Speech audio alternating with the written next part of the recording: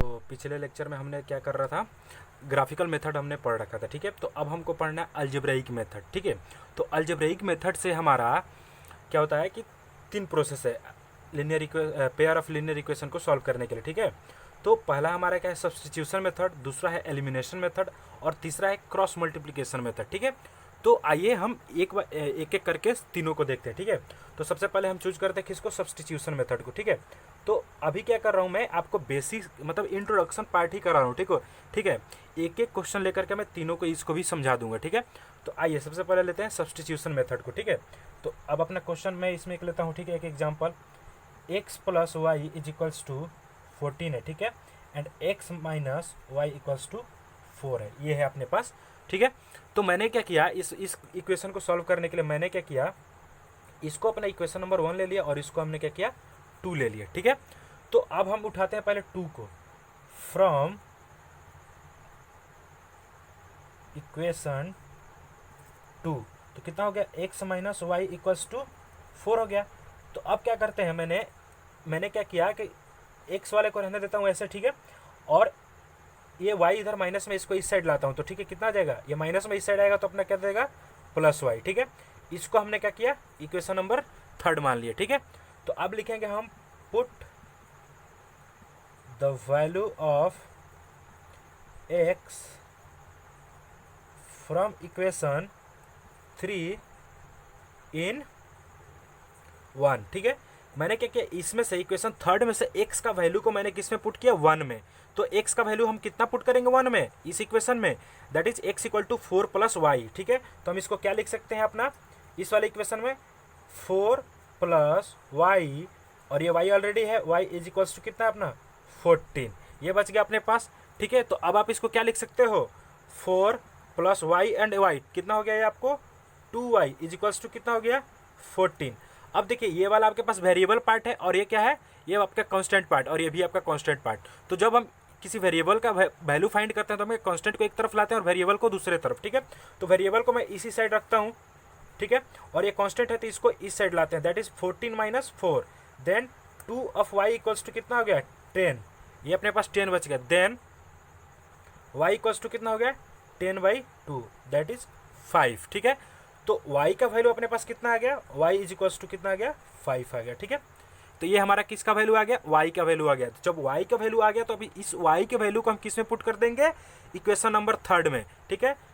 तो equation number 3 में हम पुट करके देखते हैं, put y equals to 5 in equation 3। तो कितना अपने पास equation 3, that is x equal to 4 plus y, then x equals to कितना हो गया 4 प्लस वाई का वैल्यू कितना है 5, देन x इक्वल्स टू कितना हो गया 9, x इक्वल्स टू हमारे पास कितना आ गया 9 आ गया, ठीक है। तो ये हमको हमारा किसका, सब्स्टिट्यूशन मेथड का एक एग्जांपल हमने अभी छोटा सा एग्जांपल कराया। आई होप कि आपको ये क्लियर हुआ गया, ठीक है। अब हम देखते हैं एलिमिनेशन मेथड का एग्जांपल, ठीक है। तो अभी हमने सब्स्टिट्यूशन मेथड कर लिया था, अब हमको करना है एलिमिनेशन मेथड, ठीक है। तो एलिमिनेशन मेथड में हम क्या करते हैं, उसको सॉल्व करते हैं। तो हमने क्या किया, बेसिकली एक हमने एग्जांपल ले लिया, पेयर ऑफ इक्वेशन ले लिया, ठीक है। तो एलिमिनेशन मेथड में क्या करते हैं, हमको एलिमिनेट करना होता है, ठीक है। तो जैसे देखिए यहाँ पे क्या है, यहाँ पे x का कोफिशिएंट कितना है 1 है और यहाँ पे 2 है, यहाँ पे y का कोफिशिएंट कितना है 1 है और यहाँ पे -3 है। अब देखिए आप या तो x इस वाले इक्वेशन में 2 से मल्टीप्लाई करके और इसके इक्वेशन को क्या कीजिए, इसके दोनों के कोफिशिएंट को सेम कर लीजिए और क्या कीजिए, फिर उस दोनों की इक्वेशन को माइनस कर देंगे तो हो जाएगा। लेकिन मैं क्या कर रहा हूँ, ऑलरेडी यहाँ पे एक माइनस में और एक प्लस में है, तो ठीक है। तो मैंने क्या किया, 3 इंटू इक्वेशन 1, मैंने इक्वेशन 1 में 3 से मल्टीप्लाई किया। तो जब आप इक्वेशन 1 में 3 से मल्टीप्लाई करोगे तो कितना होगा, that is your 3x plus 3y is equals to 15 हो जाएगा, ये आपका बच गया, ठीक है। अब मैंने इसको क्या किया, इसको मान लिया इक्वेशन नंबर 3, ठीक है। आप इसको इक्वेशन नंबर 3 मान लीजिए, ठीक है। अब आप क्या कीजिए, इक्वेशन 2 प्लस इक्वेशन 3 को क्या कीजिए, एक दूसरे से ऐड कीजिए, मतलब 2 और 3 को क्या कीजिए, ऐड कर दीजिए। जब आप 2 और 3 को ऐड कीजिएगा तो ठीक है, 3x plus 3y is equals to कितना हो गया अपने पास 15 हो गया, ठीक है। और इसको ऐड करना है तो हम क्या किए, इसको लाइए यहाँ पे, तो कितना हो गया again 2x minus 3y is equals to 4। अब आप कितने जगह आप साइन चेंज करोगे, लेकिन मैं तो साइन चेंज कर ही नहीं रहा हूँ, माइनस करूँगा तब तो चेंज करूँगा ना। मैं क्या करूँ, दोनों को प्लस कर दे रहा हूँ। तो ठीक है, 3x प्लस 2x कितना हो जाएगा 5x, और 3y, और यहाँ ये प्लस 3y है और ये माइनस 3y कितना देगा 0। तो और ये 15 प्लस 4 इज 19। ठीक है, तो यहाँ से x इक्वल्स टू कितना आ गया 19/5। तो x इक्वल्स टू तो हमारा वैल्यू पता चल गया कितना 19/5। ठीक है, तो जब x का वैल्यू पता चल गया, अब हमको किसका वैल्यू चाहिए, अब हमको y का चाहिए। तो क्या करते हैं, अब इस y का वैल्यू को इक्वेशन 1 में पुट कर दीजिए। ठीक है, सॉरी x का वैल्यू को पुट कीजिए इसमें, तो इक्वेशन 1 में put the value of x is equals to 19/5 in equation 1। तो जब आप इक्वेशन 1 में पुट करोगे तो कितना हो गया 19/5 plus y is equals to कितना हो गया 5। ठीक है, अब देखिए ये भी कांस्टेंट है, ये भी कांस्टेंट है, तो इसको एक साइड कीजिए और वेरिएबल को एक साइड रखिए। तो y इक्वल्स टू कितना हो गया 5, ये प्लस में इस साइड है तो इधर कितना आ जाएगा माइनस में आ जाएगा।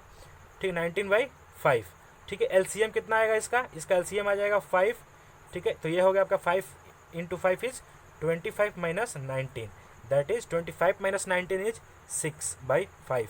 देयरफॉर y इक्वल्स टू कितना आ गया 6/5। ठीक है, तो ये हमारा कौन सा कंप्लीट हुआ, एलिमिनेशन मेथड भी अपना कंप्लीट हो गया। ठीक है, तो x इक्वल टू 19/5 है और y इक्वल्स टू 6/5 है। ठीक है, तो आइए अब हमारा बचता है किसका, एक और बचता है क्रॉस मल्टीप्लिकेशन, इसको भी देख लेते हैं। ठीक है, तो अभी हमने दो देख रखा है, दो अपना मेथड हमने देख लिया अलजेब्रिक का, कौन कौन सा, एक तो सब्स्टिट्यूशन मेथड देख लिया, दूसरा एलिमिनेशन मेथड देख लिया। अब हमको क्या करना है, क्रॉस मल्टीप्लिकेशन मेथड देखना है। ठीक है, तो अब देखिए इसको देखने के लिए मैंने सबसे पहले क्या किया, जो हम pair of linear equation 2 variable देख रहे हैं, ठीक है, उसमें मैंने क्या किया, दो अपना जो बेसिक फॉर्मेट हम अभी तक देखे हैं वो इक्वेशन हमने ले लिया। ठीक है, तो मैंने इक्वेशन क्या लिया, a1x plus b1y plus c1 equals to 0, a2x plus b2y plus c2 equals to 0, ये हमने दो इक्वेशन ले लिया। अब क्रॉस मल्टीप्लिकेशन यूज करने के लिए क्या करते हैं, तो आइए देखते हैं। सबसे पहले हम एक एक्स उठाते हैं। ठीक है, और देखिए मैंने किसको उठाया वेरिएबल अपना एक्स पार्ट। तो जब आप एक्स पार्ट उठाओगे मतलब आपका क्या होगा, आप एक्स वाले का बत्ती क्या करोगे, गुल। ठीक है, एक्स का बत्ती गुल करोगे। जब आप एक्स का बत्ती गुल कर रहे हो तो बाकी आपके पास क्या बचा, पहले इसको लिखिए, that is your b1 b2 and then c1 c2, ये आपका हो गया। ठीक है, अब आप किसको उठा रहे हो, अब आप उठा रहे हो y को। तो जब आप y को उठा रहे हो तो y का बत्ती गुल करोगे, बचेगा कौन सा, x का टर्म्स और कांस्टेंट टर्म्स।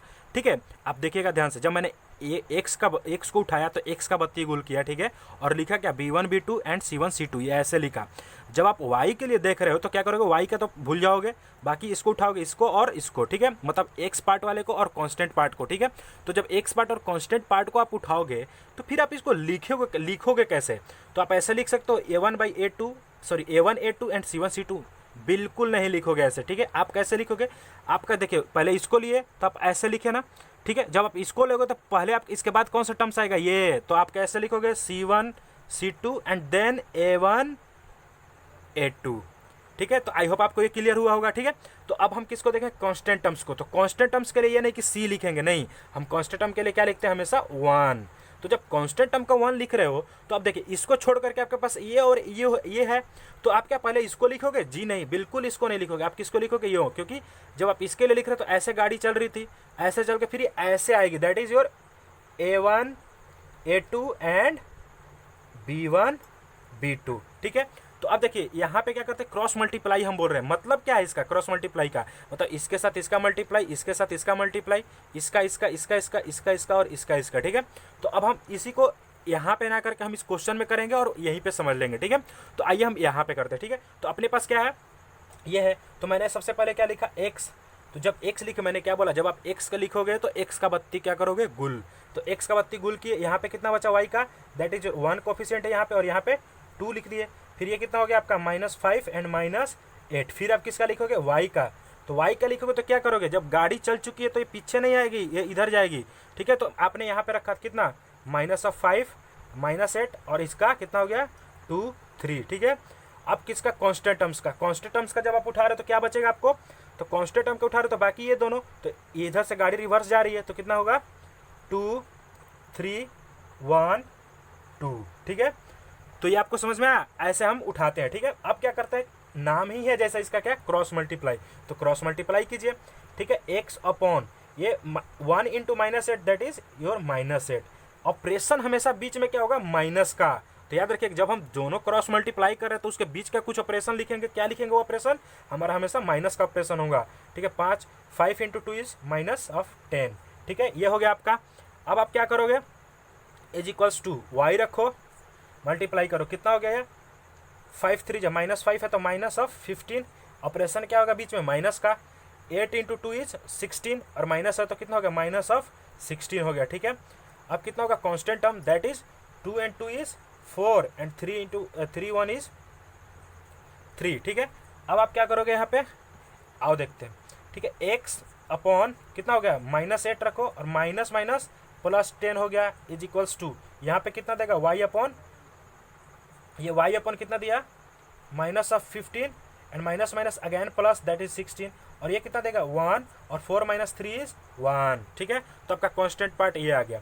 तो फिर आप इसको फर्दर कैसे लिख सकते हो, that is x equal to x/2 हो जाएगा, -8 + 10 दैट इज 2 हो गया। ठीक है, इज इक्वल्स टू y कितना हो गया, 1 हो गया, और ये आपको कितना देगा 1/1। ठीक है, तो ये हो गया। अब हमको क्या करना है, x का वैल्यू फाइंड करना है। ठीक है, और y का वैल्यू फाइंड करना है। ठीक है, तो इसके लिए आप क्या करोगे, इसको देखो मैंने क्या किया, ये दो वेरिएबल पार्ट है, एक x का वेरिएबल पार्ट है और एक y का वेरिएबल पार्ट है। तो इसको एक बार कांस्टेंट के साथ उठाओ और फिर एक बार इसको कांस्टेंट के साथ उठाओ। जब आप इसको कांस्टेंट के साथ उठाओगे तो आपको क्या मिलेगा, जब आप इसको कांस्टेंट के साथ उठाओगे तो जब आप इसको कांस्टेंट के साथ उठाओ, x/2 इज इक्वल्स टू कितना हो गया, 1 1/1 मतलब 1 ही होगा, इज इक्वल्स टू कितना हो गया, x इक्वल टू, इसको क्रॉस इधर दे दीजिए, कितना हो जाएगा, ये हो गया आपका 2, तो ये आ गया। ठीक है, फिर आप y को एक बार उठाइए, तो जब आप y को उठाइएगा तो y/1 इज y ही होगा, तो y और ये इक्वल टू 1, तो y इक्वल टू कितना हो गया 1। तो x का वैल्यू आपका कितना आ गया 2 और y का वैल्यू कितना आ गया 1 आ गया। ठीक है, तो आई होप आपको ये समझ में आया हो। तो तीनों का मैंने एक एक एग्जाम्पल बता दिया, और अभी हम किसको कर रहे थे, ये इसको। ठीक है, तो ये तीनों का हमने कर लिया, सब्स्टिट्यूशन मेथड क्लियर हो गया, एलिमिनेशन क्लियर हो गया, क्रॉस मल्टीप्लिकेशन क्लियर हो गया। अब हम क्या करेंगे, इसका मतलब वर्ड्स प्रॉब्लम में भी जाएंगे और इसका अदर मतलब प्रॉब्लम्स करेंगे। ठीक है, so thank you so much and thanks for watching.